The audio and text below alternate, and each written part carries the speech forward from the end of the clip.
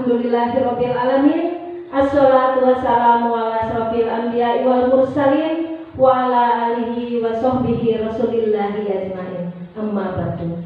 Yang saya hormati seluruh peserta dari kegiatan workshop tentang strategi pembelajaran anak usia dini.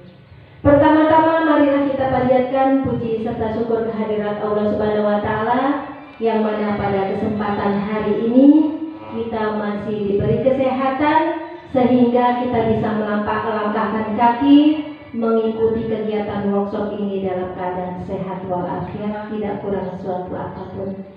Salawat beriring salam tak lupa pula kita kirimkan ke haribahan kita, junjungan kita Nabi besar Muhammad Sallallahu Alaihi Wasallam dengan ucapan Allahumma sholli ala Sayyidina Muhammad wa ala ali Sayyidina Muhammad. Semoga telah kita mendapat syafaatnya di yaumil akhir nanti. Amin amin amin ya rabbal alamin.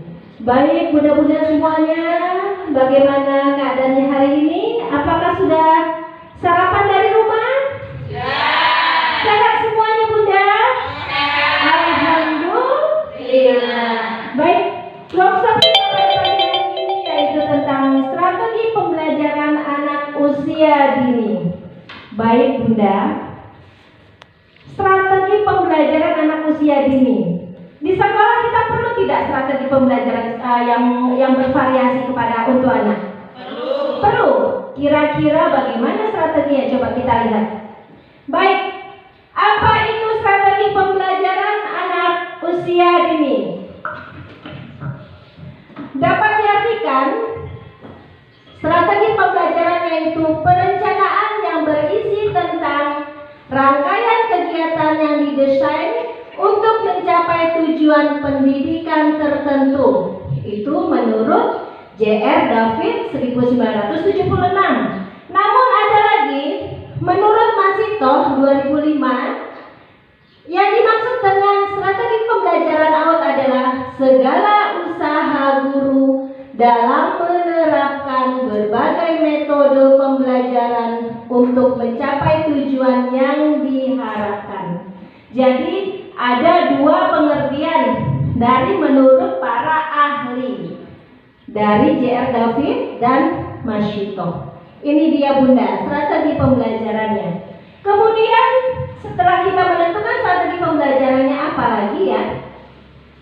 Oh, di sini ada tujuan strategi pembelajaran yang merupakan acuan yang dipertimbangkan untuk memilih strategi dalam proses pembelajaran mengajar. Pada dasarnya, anak memiliki kemampuan daya tangkap yang berbeda, tidak sama ya bunda? Selain daya tangkap, anak juga memiliki kelebihan dan kekurangan di masing-masing pembelajaran, mau dari segi kognitif, fisik motorik, sosial emosional, dan bahasanya. Inilah yang sangat diperlukan pada strategi pembelajaran dengan adanya tujuan pembelajarannya. Maksudnya apa ya? Diadakannya tujuan dari strategi pembelajarannya. Kira-kira ada yang tahu bunda? Tujuan dari strategi pembelajaran? Supaya bervariasi dan asik. Ya, supaya bervariasi dan asik. Itu salah satunya. Dan yang kedua, supaya materi pembelajaran yang diberikan kepada anak itu tidak monoton. Ya, jadi bervariasi. Itu tujuan dari strategi pembelajaran yang ada di PAUD.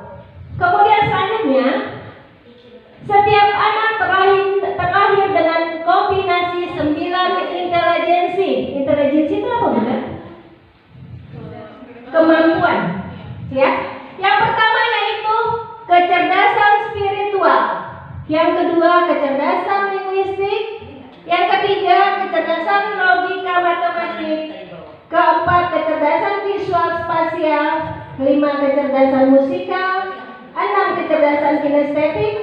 7 kecerdasan naturalis. 8 kecerdasan interpersonal. Dan yang terakhir adalah kecerdasan intrapersonal. Baik, ini intelijensi dari anak-anak usia dini.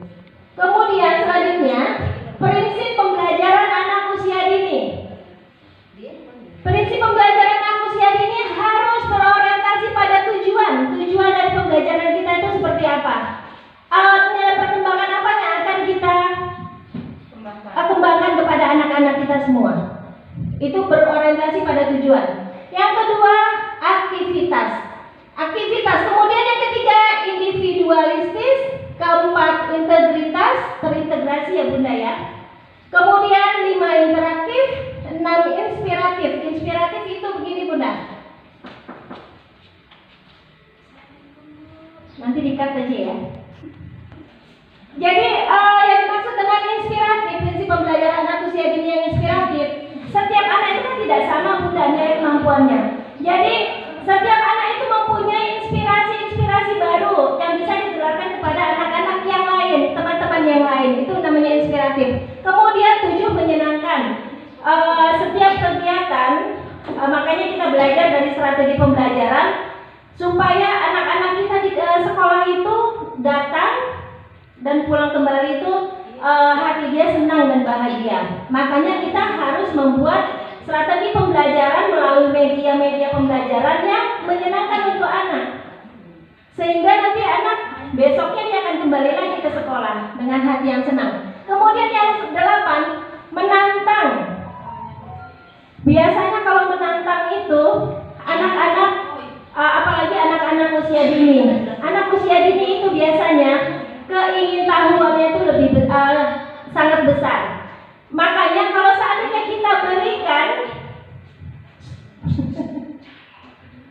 sikat nanti